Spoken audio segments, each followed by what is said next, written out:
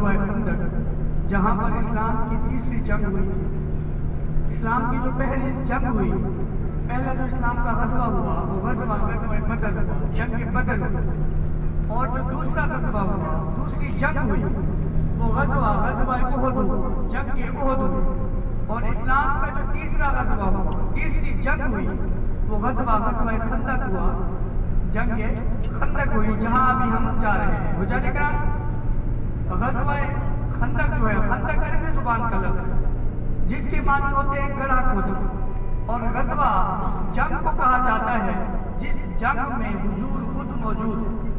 حجاج کرام، غزوہ بدر میں اور غزوہ احد میں کفار بری طرح سے ناکام ہوئے۔ جب ان کو کوئی کامیابی نہ مل سکی تو انہوں نے چاہا کہ اب ہم مدینہ منورہ پر حملہ کرتے ہیں، اس سے جو ہے ہم دین اور اسلام کو مٹا دیں گے، مسلمانوں کو نیست و نابود کر دیں گے۔ مگر ان کو کیا خبر تھی کہ وہ جس ہستی سے لڑنے کا سوچ رہے ہیں وہ تو سرور کونین محمد مصطفیٰ صلی اللہ علیہ وسلم۔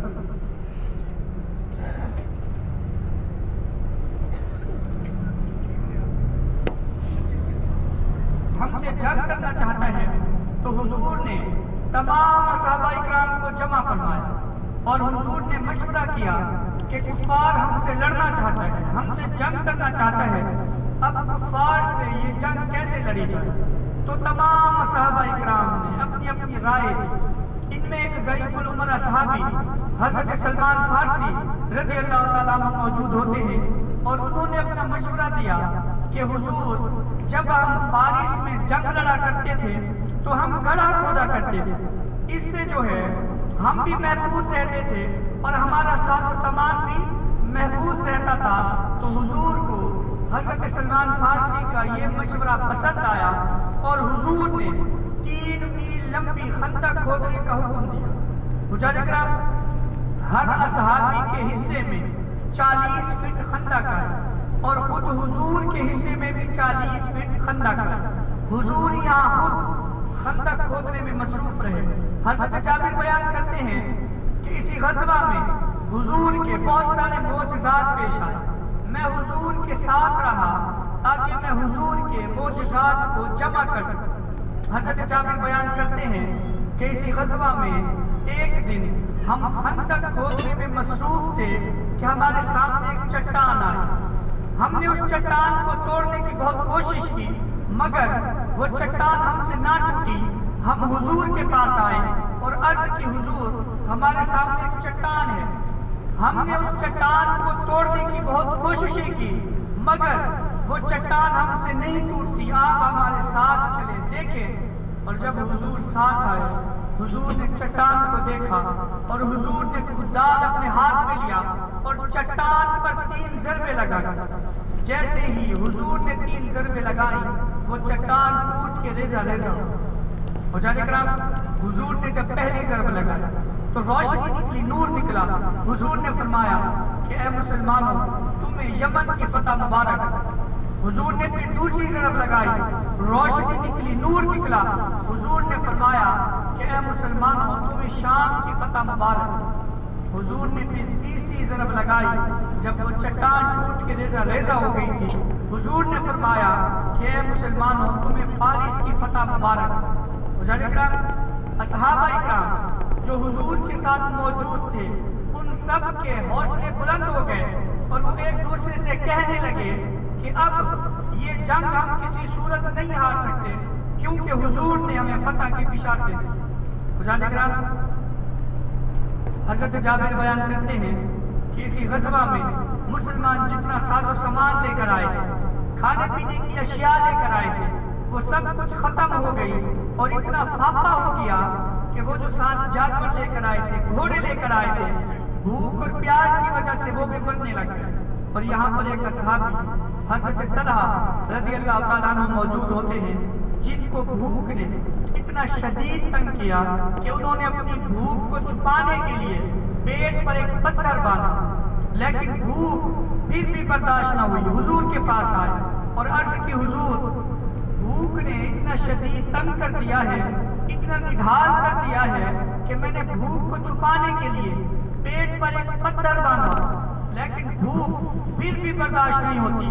تو جب حضور نے سنا، حضور کی آنکھوں سے آنسو آ گئے، اور پھر حضور نے جب اپنا کرتا مبارک اٹھایا تو حضور نے اپنے پیٹ مبارک پر 2 پتھر باندھے۔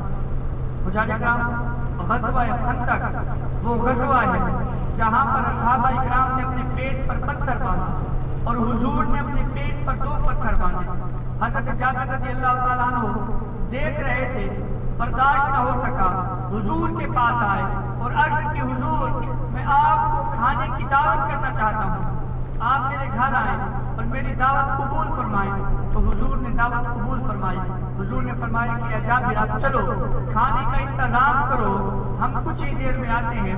تو حضرت جابر خوش ہو کر گھر جاتے ہیں اور اپنی بیوی سے کہتے ہیں کہ آج میں نے حضور کا یہ حال دیکھا ہے کہ حضور نے اپنی بھوک کو چھپانے کے لیے پیٹ پر 2 پتھر باندھے تھے، مجھے بتاؤ کہ ہمارے گھر میں کھانے کے لیے کیا ہے۔ تو ان کی بیوی کہتی ہے کہ بکری کا ایک بچہ موجود ہے، جو کا 1 کلو 1 سیر آٹا موجود ہے۔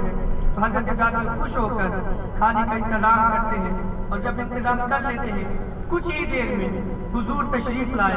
جب حضور کو دیکھا تو حضور کے ساتھ تمام کا تمام لشکر موجود تھا۔ حضرت جابر رضی اللہ تعالیٰ عنہ نے دل میں خیال کیا کہ میں نے تو 10 سے 12 آدمیوں کا کھانا بنایا ہے، ہو جاؤں گا۔ اور جیسے ہی انہوں نے خیال کیا تو کچھ ہی دیر میں حضور نے حضرت جابر کو بلایا اور فرمایا کہ اے جابر وہ کھانا لے آؤ۔ حضرت جابر وہ کھانا لے آئے۔ حضور نے دیگچی میں ہانڈی میں اپنا لعاب دہن ڈالا اور کھانے کے اوپر سفید چادر ڈال دی۔ حجاج کرام، حضور نے تمام اصحابہ اکرام کو اپنے دست مبارک سے اصحابہ اکرام کی 100 200 کی ٹولیاں بنوا کر اپنے ہاتھوں سے حضور نے وہ کھانا تقسیم فرمایا۔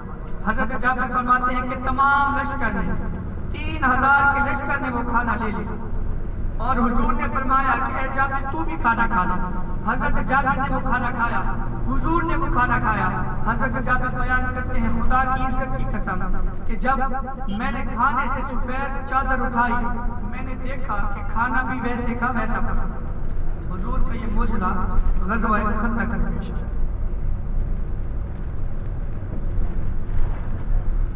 کفار کے بڑے بڑے قبیلے جمع ہو کر 10,000 کا لشکر لے کر، جس کا سپہ سالار وہ ابو سفیان تھا، وہ یہاں پر 10,000 کا لشکر لے کر آیا تھا حملہ کرنے کے لیے، اور وہ یہاں آئے تھے۔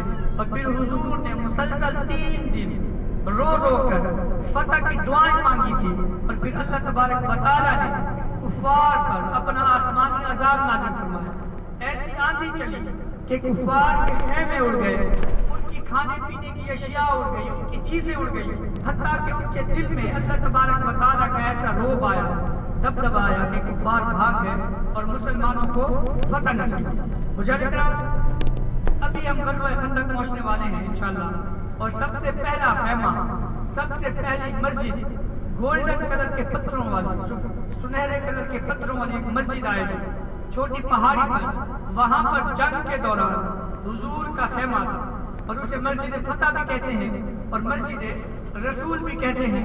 مسجد فتح اس لیے کہتے ہیں کہ حضور نے یہاں بیٹھ کر مسلسل 3 دن رو رو کر فتح کی دعائیں مانگی تھی، اور مسجد رسول اسے اس لیے کہتے ہیں کہ یہاں پر جنگ کے دوران حضور کا خیمہ تھا۔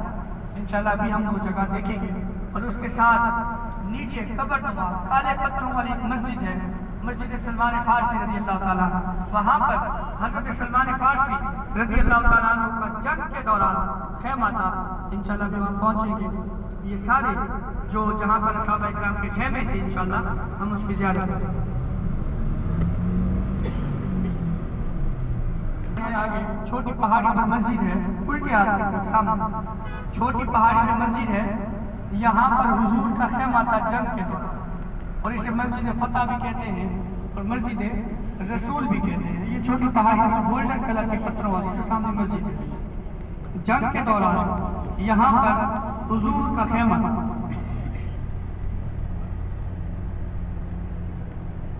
یہاں حضور کا خیمہ تھا جنگ کے دوران، اور اس کے نیچے دیکھیں کالے پتھروں والی مسجد ہے، یہاں پر حضرت سلمان فارسی رضی اللہ تعالیٰ عنہ کا جنگ کے دوران خیمہ تھا۔